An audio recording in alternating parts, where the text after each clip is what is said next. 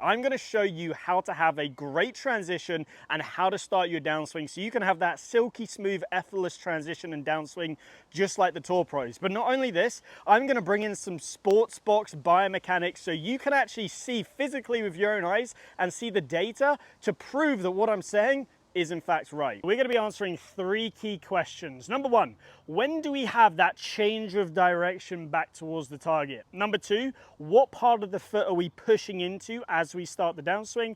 And number 3, what should the upper body be doing? So let's jump into the change of direction. Firstly, what is change of direction? Well, in the golf swing, at some point we have to go from going away from the target to back towards the target. That has to happen, and it happens in every single golf swing.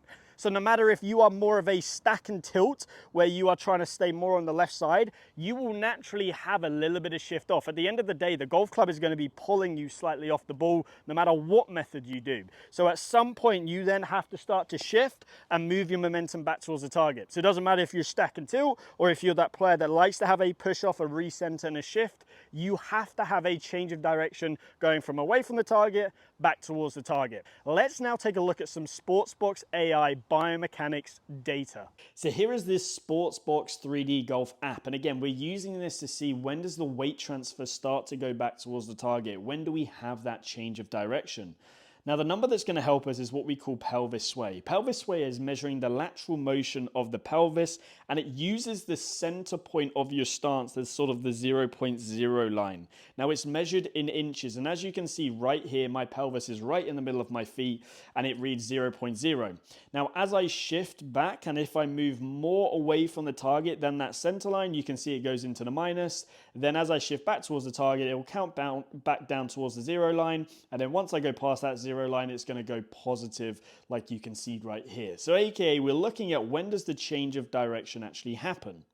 Now for most amateurs, and again this is my best impression of most amateurs, it happens way too late. So you can see up here minus 1.8 is where the pelvis is, and my left arm is right at the top of my backswing, start of my downswing. So this is highlighting that everything leading to this point was away. Yes, there is a slight little glitch there, and then everything after this point is towards. So the change of direction point is happening right at the start of the downswing. And this is just far too late. So if we don't want it to happen here, where do we want it to happen? Well, a great example of when we want it to happen is using Collin Morikawa. So let's do the same thing with him. Again, focusing on that pelvis sway number. We can see his pelvis is furthest away from the target here at minus 0.8. And that's actually when his left arm is before parallel.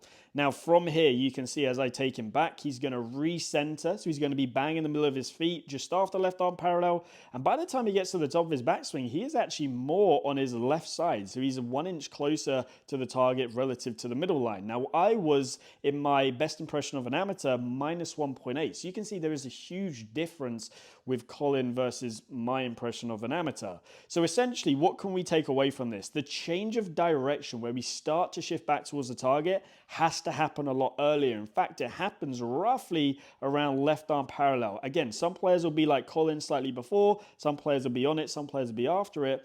But in essence, we need to start to shift back towards the target during the backswing and not at the end of the backswing, start at the downswing. So as you can see, the change in direction happens at 2 very different points for a professional golfer versus an amateur golfer.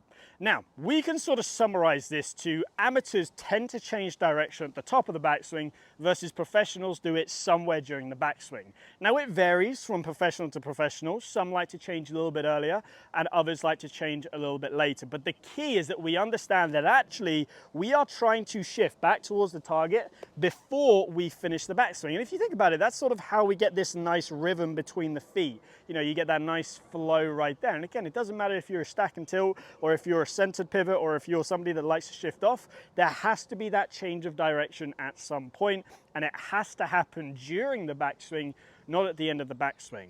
Now there is a key concept. It is force precedes motion. Now don't worry, I'm not going to get all physicsy on you. Essentially what that means is in order to move, you have to apply a force first. So this then means that, okay, let's say we're trying to have that recenter and shift back towards the target before we finish the backswing. Let's say we want that to happen just after left arm parallel. So somewhere around here is when we want to start to see the pelvis shift back. Let's use that as our guide. If we want if we want it to happen here, we actually need to feel like we start to push into that lead foot somewhere around here. So the force is applied here in terms of pushing into the left foot, but as we then get to the top, the motion then kicks in. So you have to apply a force first for then the motion to happen. Hopefully that makes sense. If it doesn't make sense, drop it down in a comment. I'll answer all of your comments, I always do. But essentially what we're trying to say is you have to feel that shift before you actually move. If you try and shift from the top, it's just going to be way too late, and ultimately you're leaving yourself way too much work to do in the downswing. And frankly, if that data's shown you anything, it's that tour pros are just giving themselves way more time to shift back towards the target, which is going to mean that it's going to be easier for them to time everything up. Their sequencing is going to be a lot better, and ultimately they can get this really nice, effortless, smooth downswing and transition look that we all crave and need in our swing. So now we understand the concept that the change of direction is happening during the backswing and not happening at the top of the backswing. Now I need to give you a drill that's going to help you learn this motion as fast as possible. So the drill that we're going to do is the step drill. Now when we do the step drill, I know it's a very, very popular drill out there, but I want you to really understand why we're doing it. The actual stepping motion is a great way of physically over exaggerating that shift back to the lead side, so that change of direction. Now, how do we perform this drill? Well, what we're going to do is set up to the golf ball normally. Then from there, bring your lead foot so it's level with the ball. As we swing back, I want you to feel like you start the process of stepping around belly button high. If I start to swing back, I want to see that the change of direction is roughly, it's going to feel like it happens around belly button high, but actually it's going to happen around shoulder high. I step and I swing through. That's going to show us what it feels like to have this early step. Now, don't get me wrong, this is going to feel very, very strange. Just like, what is it, patting your head and rubbing your belly. It's going to feel like that to start with. It's going to feel very, very strange. But it's a great way of over-exaggerating the feeling. Now, just note, when we do step, we're not having a massive step. We're just replacing the foot to where it was originally. So let me show you what this drill looks like right here. So if I set up to the golf ball, I'm just going to bring that foot in slightly there, and I'm going to feel like I step roughly around when my hands get roughly to belly button high. So let's now answer the second question, which is what part of the foot are we actually pushing into to generate this weight shift? And I see a lot of people overthink this. So let's keep it as simple as possible. When we're doing that step drill, so when we're swinging back and stepping, what is the part of the foot that lands first? So what you'll notice is it's not going to be the heel. You wouldn't step and do that. It's not going to be the toe. It will be the ball of the foot. So on the diagram next to me, I'm going to show you what the ball of the foot looks like, just so again, you can have that direct reference guide. So we are really trying to feel like it is the ball of the foot. A fantastic analogy is, imagine I've got a tennis ball and I've cut that tennis ball in half and I've put it on the ground so it sort of looks like a fried egg in a sense. Put your foot, so roughly where the ball of your left foot is, pop that on the tennis ball, and as you go and start that shift, you want to feel like you can push that tennis ball flat. You can see as I do that, I've pushed into the ball of the left foot. So not the heel, not the toes, the ball of the left foot, and then kind of into that big toe there. Now, once you do that, you're then going to be in a great position to then push from the toes back into the heel to then give you that great rotation as well. So that's a little bit of a sneak preview of a video that's going to come out later. So now that we've done that, here is a great little way of feeling it. Just get that sensation there. You can even just let that foot just step ever so slightly as you do this and get used to that feeling of pushing into the ball of the left foot. Let me give it a go for you right here. Here's what this should look like. So let's now answer the final question, which is how should the upper body be working during this movement? Well, really, it should just be along for the ride. I see so many golfers get in trouble, and this also then compromises how you shift back towards the target and your change of direction. But I see so many golfers get to the top and they try and muscle it. So you'll see this right shoulder go high. What we want to be happening is the upper body is just staying passive as we're having this great lower body movement. This is going to allow you to start to get the club shallowing out.